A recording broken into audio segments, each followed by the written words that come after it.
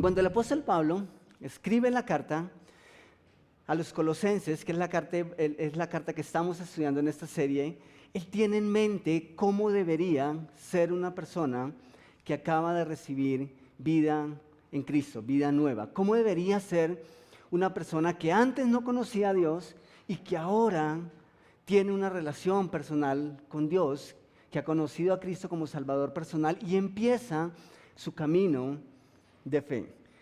Entonces, por eso lo llamamos el nuevo tú, ¿cierto? Pablo en esa carta nos da pautas para que nuestra vida marque un antes y un después. Y cuando empezamos la serie hacíamos una lista de cosas que en el proceso han quedado, cosas que antes las hacíamos y era todo normalito, porque desde nuestra propia perspectiva y la perspectiva del mundo, de la sociedad, pues no eran cosas malas, después de todo el mundo las hacía, entonces nosotros también las hacíamos y no caíamos en la cuenta porque no teníamos a alguien que nos dijera si estaba bien o mal. Pero cuando conocimos a Dios, muchas de esas cositas fueron quedando, otras están en el proceso y seguimos en la lucha.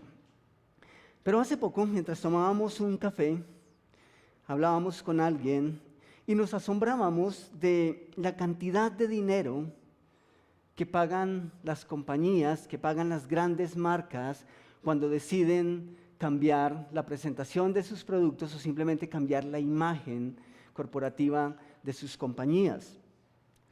Por ejemplo, hay muchas marcas que lo han hecho, pero en nuestro país tal vez una de las marcas más recientes y que todos de alguna manera estamos familiarizados con esa marca es la cadena de almacenes Éxito. Y si me ayudan con la imagen, por favor.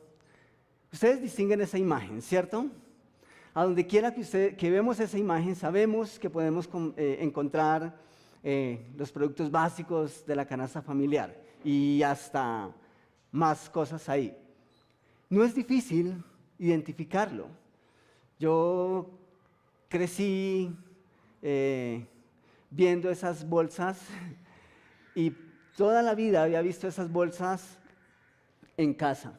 Pero luego, en el 2009, más o menos, toda la marca decidió cambiar su imagen y la cambiaron por el logo que ahora ustedes también identifican con facilidad. Ahora, ¿cuál es la razón detrás de esos cambios? ¿Por qué lo hacen y por qué invierten tanto dinero en ese tipo de cosas? Si les cuesta tanto, ¿por qué aún así deciden hacerlo? ¿Cuál es la motivación detrás de? ¿Qué buscan? ¿Cuál es el propósito? Son estrategias de mercadeo, ¿cierto? Por eso lo hacen. Lo hacen por oxigenar la compañía, por presentar una idea más fresca, ¿cierto? Por eso lo hacen. Ahora, ¿lo hacen por gusto propio o eso tiene unas implicaciones más allá? Eso tiene unas repercusiones, ¿sí? No solo lo hacen porque la compañía le pareció que era más agradable. El hecho de que sea más agradable significa que más personas van a llegar. Ese es el punto, ¿sí? Y ese es finalmente el propósito detrás del cambio de imagen. Conozco algunas congregaciones aquí en Bogotá, tienen mucho dinero y se dan el lujo de anualmente cambiar por lo menos toda la fachada de sus lugares de reunión. Y eso oxigena, eso le da un matiz diferente, le da un aroma diferente al lugar. Así lo demás no cambie, uno llega y se siente diferente. Ahora, todo eso es importante. Quien fuera o quien es todavía el vicepresidente de Almacenes Éxito en el 2009, que fue cuando ellos empezaron todo ese proceso, dijo lo siguiente: hay sustos y expectativa porque es una operación costosa. O sea, imagínense ustedes hacer toda una inversión tremendamente alta, ajustes, cambiar absolutamente todo, porque cambian desde los empaques en adelante con las nuevas imágenes. y que no resulte. Entonces él dice, la verdad sí hay preocupación, pero queremos apostarle a eso. Y finalmente, esta persona añade más cercana, queríamos dar una imagen más cercana, moderna y atractiva. Y creo que sí. Según ellos decían que la imagen anterior llegó a un punto en el que se volvió muy psicorrígida, eran letras mayúsculas, en unos cuadros, y además se veía viejo. Entonces lo colocaron todo en minúscula, le dieron un toque más juvenil, más fresco, y según las estadísticas dicen que les ha ido bien. Entonces creo que van a recuperar ese dinero. ¿Por qué lo hacen? Ya tenemos un poco de la intención detrás de, ¿sí? Porque quieren llegar a más personas, porque sienten que es importante hacer ajustes para apuntarle incluso a otra clientela, ¿sí? A otras generaciones, y eso es demasiado importante. Entonces, cuando estaba pensando y cuando leía las palabras del apóstol Pablo esa semana en Colosenses, pensaba en que cuando Pablo escribía esa carta, quería lograr justo lo mismo, darle un aroma, un ambiente diferente a esa pequeña comunidad. Ahora, ¿por qué querían hacerlo y por qué era importante que ese cambio surgiera? ¿Recuerdan por qué Pablo habla de las relaciones? Porque potencialmente esa comunidad tenía mucho para vivir en conflicto. O sea, en realidad habían muchas culturas, habían pensamientos diferentes, pensamientos incluso religiosos, posiciones religiosas diferentes. ¿Y qué ocurre en una pequeña comunidad cuando eso pasa? El potencial de exasperación social es grande. No solamente en el ámbito familiar, porque recuerdan que Pablo está hablando a los esposos, cómo debe ser el trato entre la pareja, posteriormente cómo debe ser el trato entre padres e hijos, y luego termina diciéndonos y dándonos pautas acerca del trato entre amos y esclavos. En ese contexto eso era literal. Habían esclavos al servicio del Imperio Romano. Pero en nuestro contexto no hablamos de esclavitud, aunque muchas esposas se sienten esclavas de sus hijos, de sus esposos. Esa es la cantaleta diaria de muchos chicos y es la queja de muchas esposas. Es que yo no soy su esclava, de muchas mamás. Pero en ese contexto hablamos de qué. ¿Cuántos son empleados? Muchos de nosotros somos empleados. Y simplemente Pablo nos da algunas pautas de cómo debe ser ese trato, especialmente cuando tenemos jefes o cuando se tienen jefes que son injustos, que son arbitrarios, que son desleales. Y Pablo también dice unas pautas para los empleados. No solo esperamos que los jefes actúen de X o Y manera, sino que los empleados también deben tener cierto tipo de comportamiento, un comportamiento específico. Entonces, si bien existía ese potencial negativo, también era cierto que la relación de un pequeño puñado de personas que habían iniciado una relación con Cristo tenía la capacidad de marcar la diferencia. Y es ahí donde nosotros vamos a enfocarnos esta mañana. Dicho de otra manera, la fe en Jesús y el amor los unos por los otros era la nueva imagen de la comunidad en Colosa. Esa era la diferencia. ¿Qué hacía diferente esa comunidad que antes tenía unos jefes, unos amos que trataban duro a sus esclavos? ¿Cómo era ahora esa imagen de esa comunidad donde esposos y esposas se peleaban, no se respetaban, no se amaban? ¿Cómo era ahora esa nueva imagen de esa comunidad en donde hijos no respetaban a sus padres y en donde los padres eran duros con sus hijos? ¿Cómo era ese cambio ahora? Ahora había un ambiente diferente. La comunidad de Colosa tenía una nueva imagen. Y esta mañana en sus boletines, ustedes tienen sus boletines, el primer punto es una nueva imagen cercana y atractiva. Primero delante de Dios y luego los unos con los otros. Eso fue lo que empezó a ocurrir en esa comunidad. Y atrás empezaban a quedar los años en que convivir era difícil, era complicado. Y entonces quiero, a modo de repaso, que juntos recreemos el momento y el contexto en el que dicha carta fue recibida. Imagínense en 2000 años atrás. Muy difícil volver a tratar de imaginar.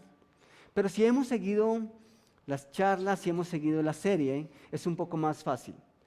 Así que vamos a imaginarnos caminando por las calles de Colosa. Escuchamos el bullicio de la gente, los niños corriendo, los soldados romanos haciendo una ronda como es habitual. Pero de repente te detienes y miras de reojo a una esquina y ves a un judío comiendo con un romano, a un griego hablando de una forma amena con un bárbaro. Sigues caminando y en otra esquina ves a un señor, a un amo, tratar con alegría y con respeto a uno de sus esclavos que lo atiende.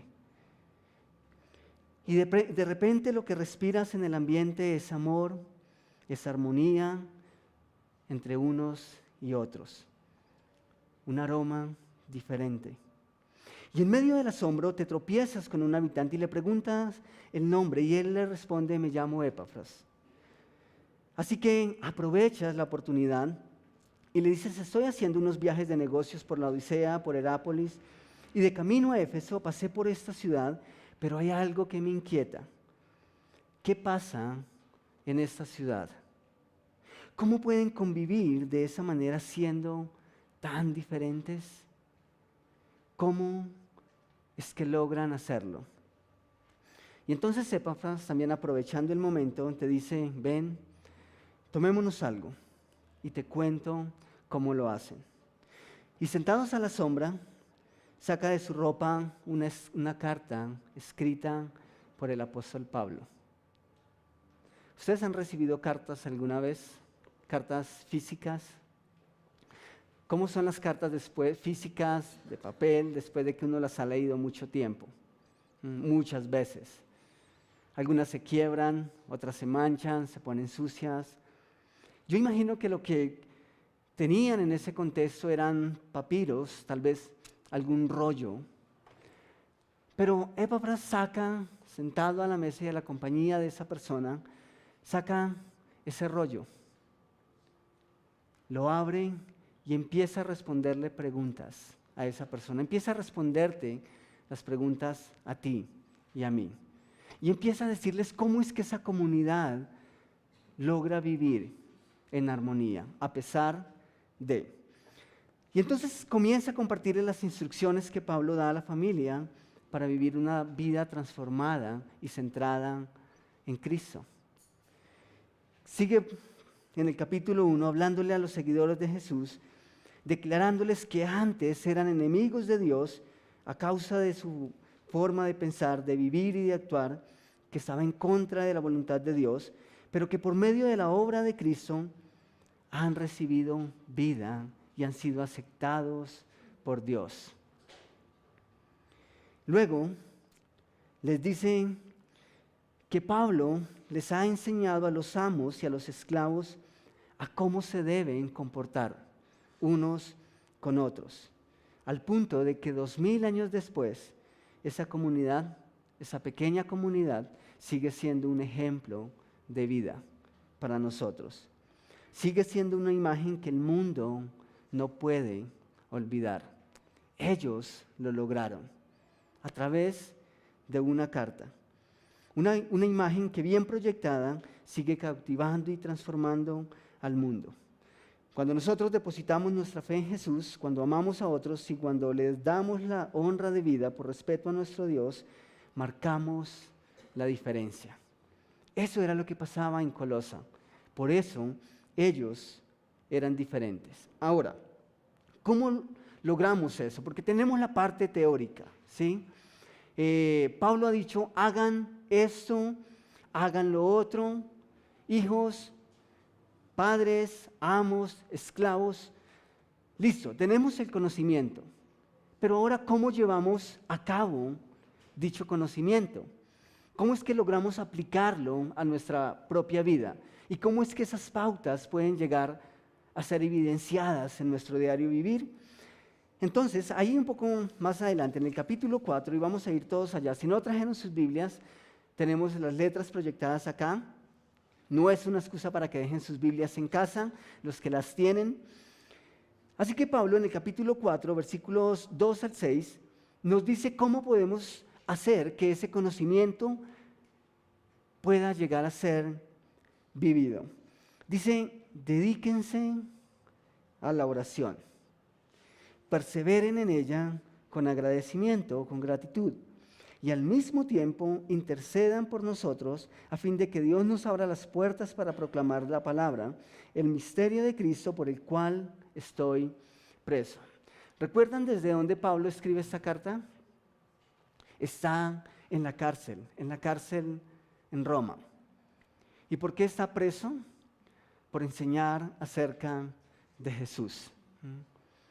Entonces, les dice, por favor, oren, perseveren en la oración. Oren para que yo lo anuncie con claridad como debo hacerlo. El versículo 5 dice, compórtense sabiamente con los que no creen en Cristo, aprovechando al máximo cada momento oportuno. Que su conversación sea siempre amena y de buen gusto. Así sabrán cómo responder a cada uno. Tenemos la teoría, ahora vamos a llevarlo a la práctica. ¿Cómo es que ocurre? Pablo nos dice que todo comienza en la intimidad, en nuestra intimidad con Dios. Punto número 2 en sus boletines, una relación íntima que afecta mi vida pública. Ese es un patrón importante en nuestra vida espiritual. ¿Recuerdan cuando los fariseos daban las ofrendas, por ejemplo? La Biblia nos dice que ellos hacían tocar o hacían sonar trompeta para ser alabados por los hombres. Y entonces esos fariseos, cuando iban a dar sus ofrendas, hacían todo un espectáculo para que el mundo los viera. Y Jesús, viendo a esa gente, le dice a sus discípulos, ustedes no hagan lo mismo. Más bien, cuando vayan a dar algo, que tu mano izquierda no sepa lo que hace tu derecha. Y Dios que te ve en privado, te recompensará en público. Y luego, toma ese mismo principio y les dice a algunos que se consideraban religiosos y moralmente buenos, y les dice, cuando ayunen, que no sea para ganar lástima de la gente, ¿sí? Si tú ayunaste y has estado en oración toda la noche, lávate la cara y llega con un rostro resplandeciente, ¿sí? No tienes por qué aparentar algo. Como seres humanos nos encanta eso y es nuestra tendencia porque de una u otra manera nos gusta que la gente nos vea y en cierto sentido es válido. Dios dice que cuando la gente vea nuestras buenas obras, va a querer saber acerca de Él. Pero aquí todo comienza, el patrón es el mismo, todo comienza en privado, en mi vida íntima con Dios. Ahí es donde comienza todo. ¿Cómo se llama eso? Oración. Si quiero que mi vida empiece a cambiar y que empiece a afectar a otros, necesito empezar a pasar más tiempo con Dios. Unas versiones dicen perseverad en oración, otras dicen dedíquense a la oración, velando en ella, o sea, en la oración. ¿Cuántos de ustedes son buenos oradores? ¿Cuántos dirían, para mí es una necesidad mi tiempo de oración?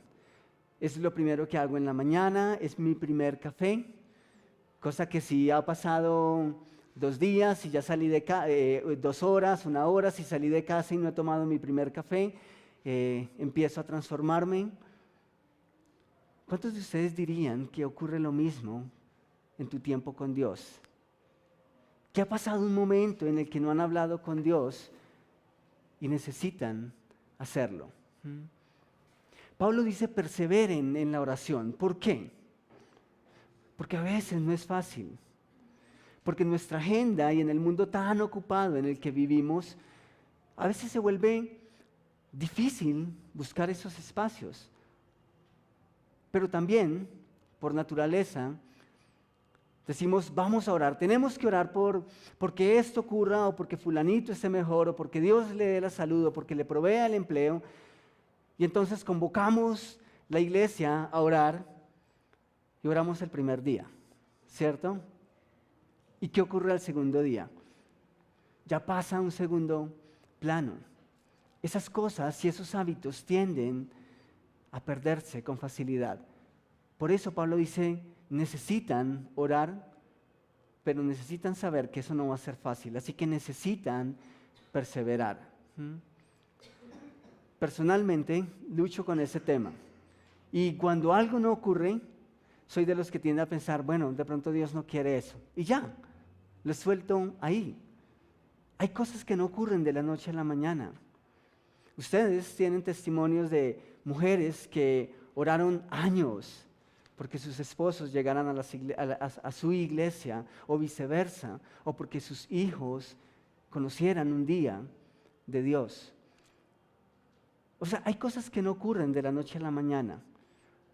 Y Pablo dice, necesitan entender eso. Pero también dicen, háganlo con agradecimiento.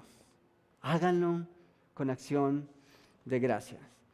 Cuando en nuestro tiempo de oración somos agradecidos con Dios, eso va a animar y va incluso a filtrar nuestros deseos de oración.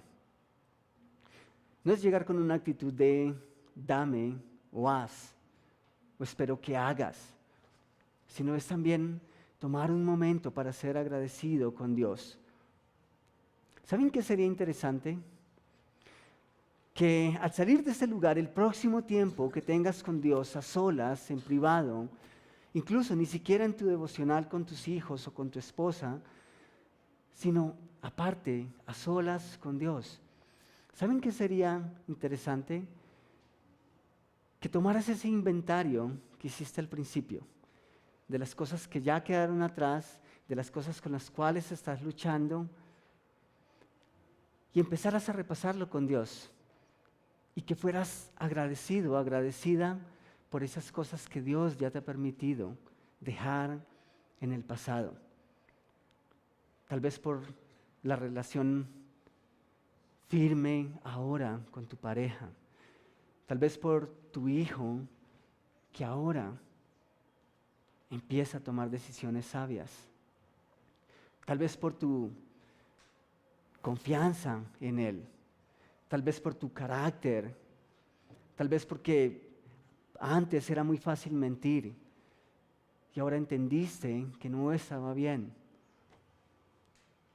Quiero que hagan eso. Los invito a que hagamos eso. Tal vez esta noche, tal vez mañana en la mañana, en algún momento, pero Dios nos dice, oren con sentido. Oren como debe ser. Y en medio de esa oración, denle gracias a Dios.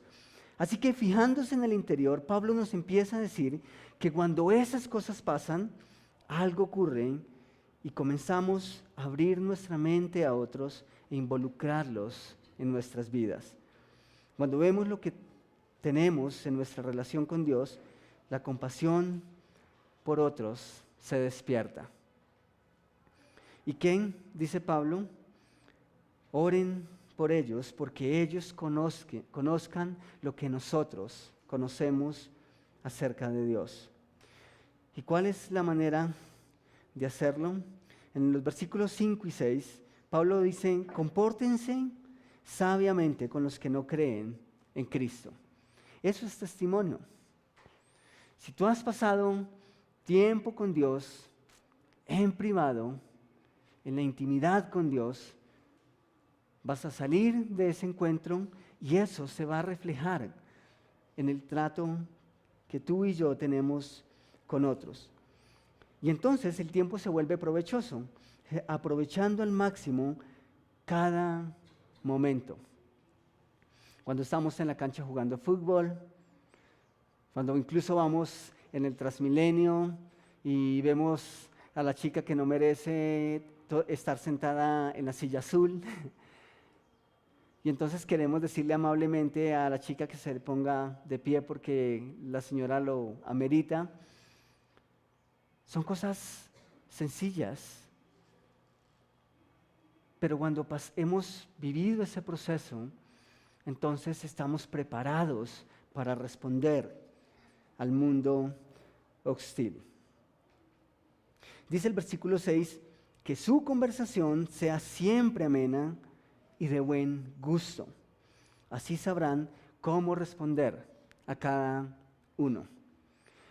¿Cuántos de ustedes, cuántos de nosotros podríamos decir que esta semana tuvimos una conversación amena con alguien? ¿Cuántos de nosotros podríamos decir que tuvimos una conversación de buen gusto con alguien? ¿Sí? Una conversación que edificó a una vida y que nos edificó a nosotros mismos. Pablo también nos dice que debemos ser intencionales con las cosas que hacemos. En el capítulo 1 de Colosenses, versículos 9 al 10, Pablo había dicho, por eso, desde el día en que lo supimos, no hemos dejado de orar por ustedes. ¿Y qué era lo que pedía? ¿Recuerdan el principio? Pedimos que Dios les haga conocer plenamente su voluntad con toda sabiduría y comprensión espiritual, para que vivan de manera digna del Señor, agradándole en todo. Era lo que estudiábamos hace 8 días. Todo lo que hacemos es sagrado para Dios, excepto cuando pecamos. Todo lo que hacemos, no importa si es grande o pequeño. Entonces eso significa agradar al Señor en todo. Y eso implica dar fruto en toda buena obra. Dios espera que nuestras conversaciones con aquellos que nos rodean den fruto. Nosotros hemos escuchado el proverbio o el adagio común que dice, no hagas a los demás lo que no quieres que hagan contigo o lo que no quieres que te hagan a ti. ¿Eso es malo o es bueno? No hay nada de malo en eso. Genial. Si yo no quiero el mal para mi vida, pues tampoco voy a procurar el mal para otros. Pero de alguna manera, esa es la forma pasiva de ver las cosas. Es una manera negativa de alguna manera. O sea, tú no haces para que ellos no hagan. Yo no hago para que ellos no hagan. Pablo nos dice, si quieren llevar fruto, necesitan invertir esa ecuación.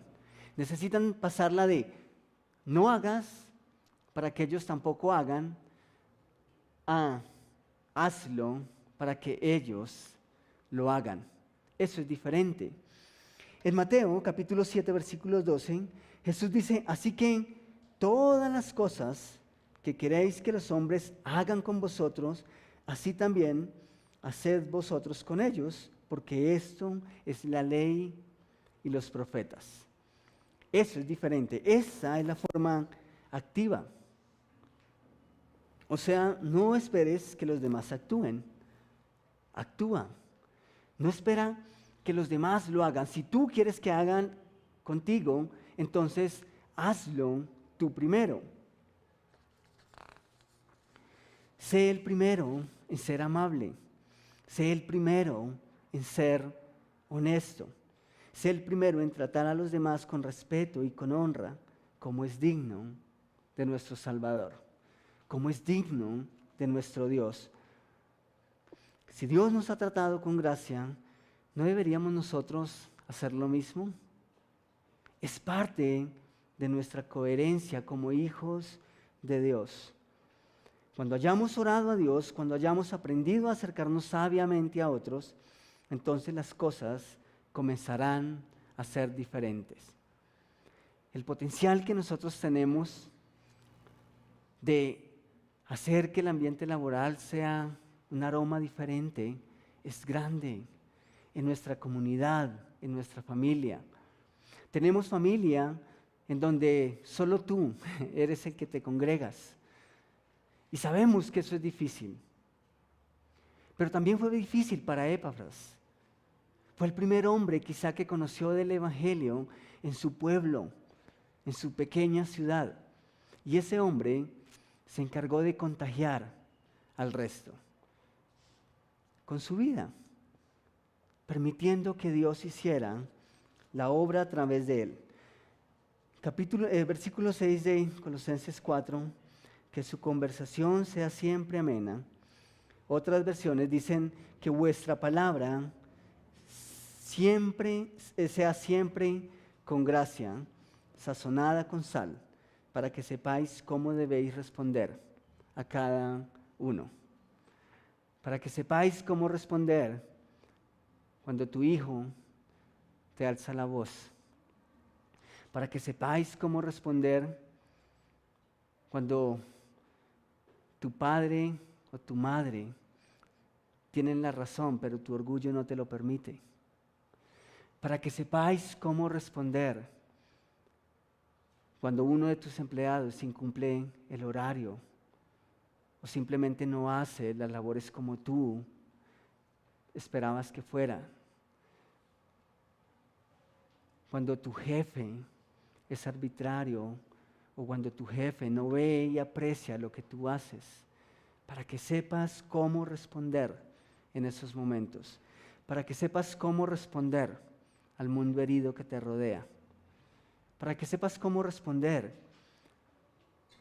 al vecino que pone harto volumen en su equipo, para que sepas cómo responder a la persona que te cierra en la autopista. De eso se trata. Y es ahí cuando el mundo comienza a percibir que hay algo más allá del rechazo. Eso es lo que hace la diferencia. ¿Han escuchado ustedes la canción de Ricardo Arjona, de la señora Carlota, que era la más religiosa del barrio?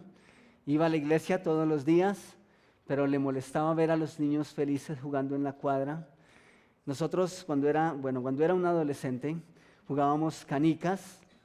Las calles de mi barrio eran destapadas, así que disfrutábamos jugar en las calles destapadas. Y había un señor en la cuadra que me hacía pensar en doña Carlota. Ellos trabajaban con cloros y en muchas ocasiones nosotros teníamos que salir corriendo porque él amenazaba con arrojarnos cloro.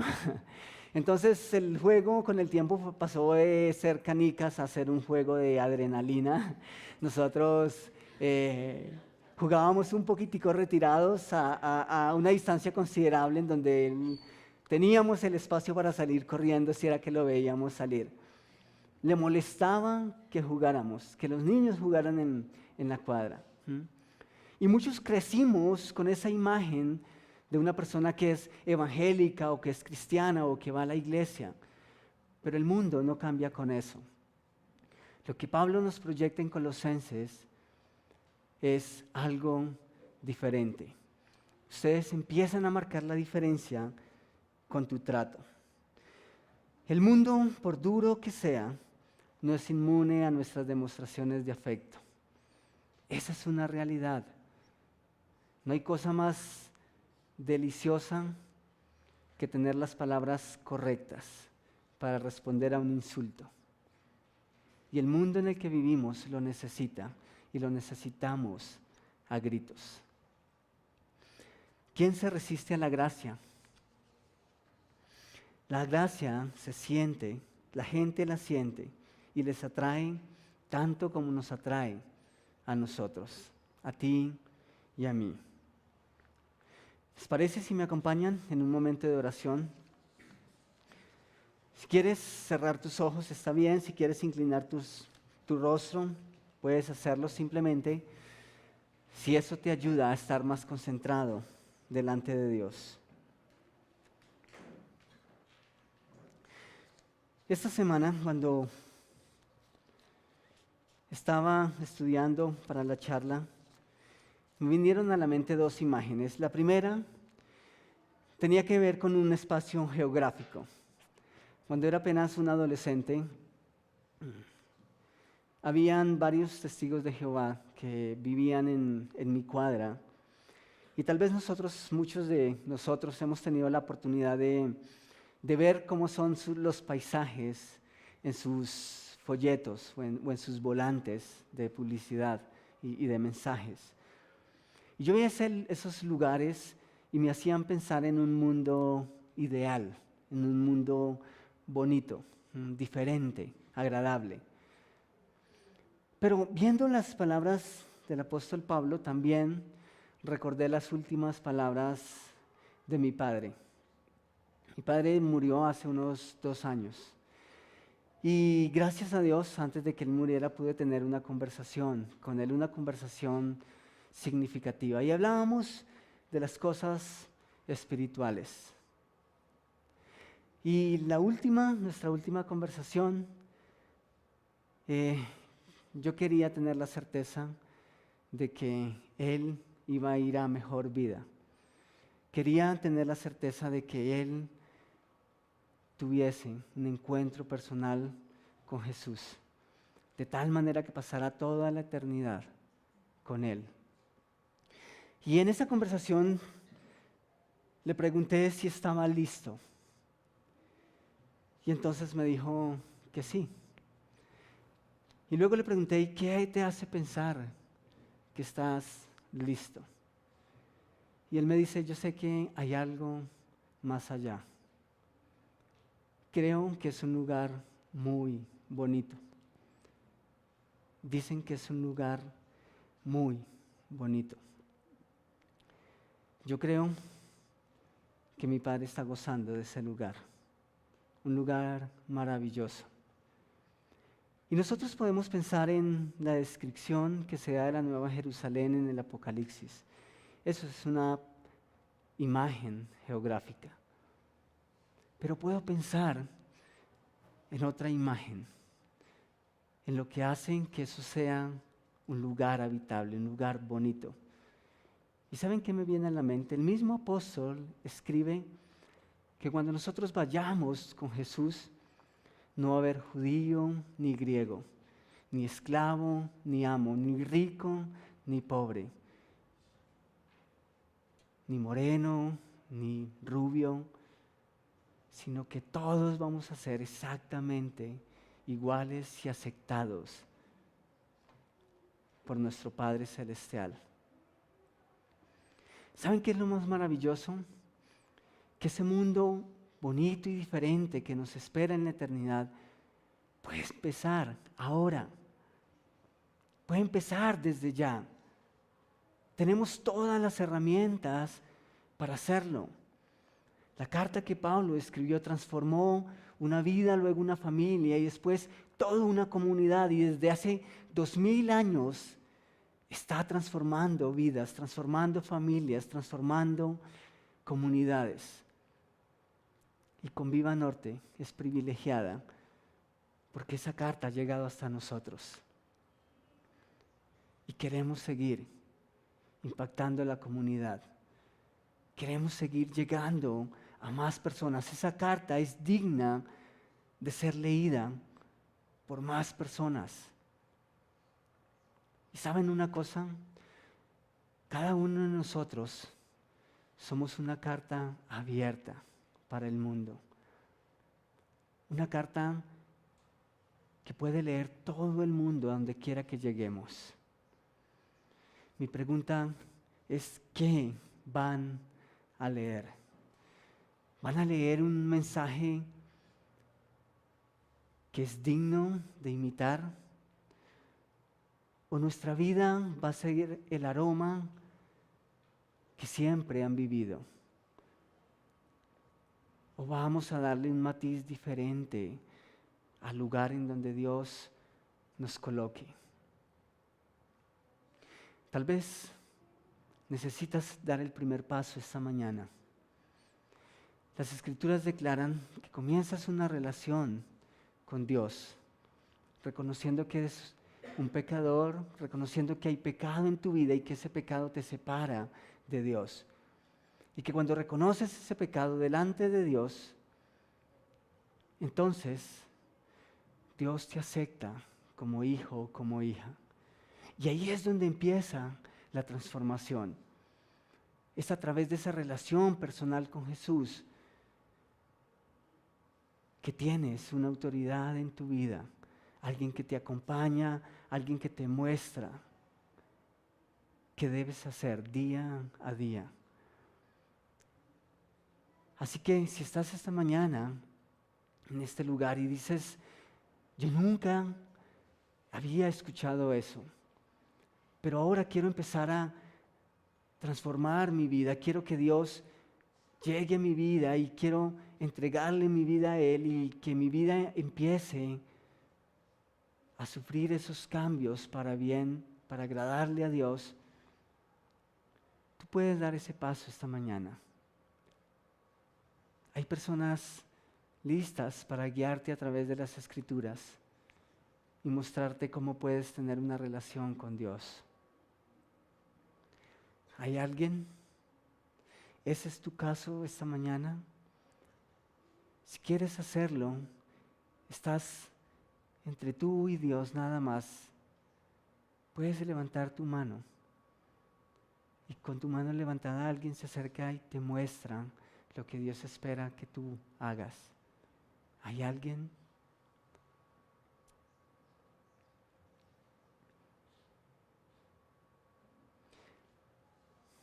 Tal vez no estés seguro o segura si quieres dar ese paso ahora o no.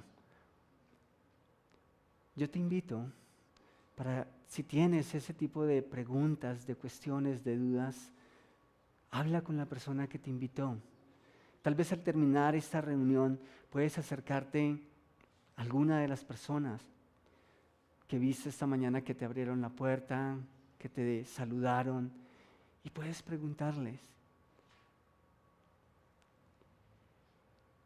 Pero ese es el primer paso. Padre,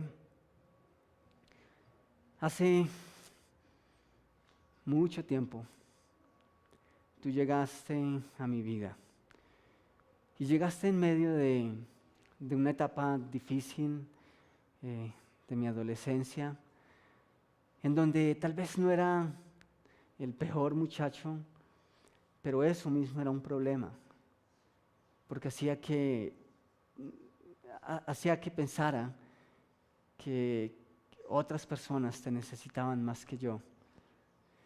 Pero con tu amor, con tu gracia, mostraste la necesidad real en mi corazón y empezaste un proceso que va a demorar hasta el día que tú vuelvas, o hasta el día en que decidas llevarme a tu presencia. Y muchos de mis hermanos aquí esta mañana están en el mismo proceso. Yo sé, Señor, que en este proceso hemos sufrido heridas. Algunas de esas heridas aún están abiertas, algunas ya sanaron. Pero no solamente las hemos recibido, sino que las hemos causado a otros. Tal vez hemos lastimado a las personas que más amamos. Tal vez no hemos seguido tu palabra porque alguien nos respondió mal o nos pagó mal y nosotros respondimos de la misma manera y eso no es digno de ti y herimos a alguien. Tal vez, Padre, aún seguimos en el proceso en que ser luz en nuestro ambiente laboral ha sido difícil. Tal vez en nuestro colegio, los que están en el colegio, tal vez no somos la mejor carta que nuestra familia puede leer en nuestras reuniones familiares. Tal vez no somos la mejor carta o la mejor réplica de esa carta que tú permitiste que llegara a esa comunidad hace tanto tiempo, en nuestros espacios sociales. Hoy, Señor, nosotros te rogamos que lo que hemos aprendido y lo que aún seguimos aprendiendo a través de esta pequeña carta no quede solamente en nuestra mente y en nuestro conocimiento, sino que nosotros podamos, como dijo el apóstol Pablo, aprovechar cada momento para responder a cada uno de la manera más sabia, de la manera que podemos ganarlo para ti. Ese es, después de todo, tu propósito, que viéndonos se enamoren de ti. Y yo deseo, Padre, que con Viva Norte, que cada uno de sus miembros sea tan parecido a ti, que simplemente pregunten cómo lo haces. Y que entonces nosotros saquemos la carta y que podamos guiarlos y explicarles por qué somos diferentes. Padre, que podamos entender que ese mundo nos necesita y que aún toda esa hostilidad constituye una oportunidad para que tu palabra dé fruto.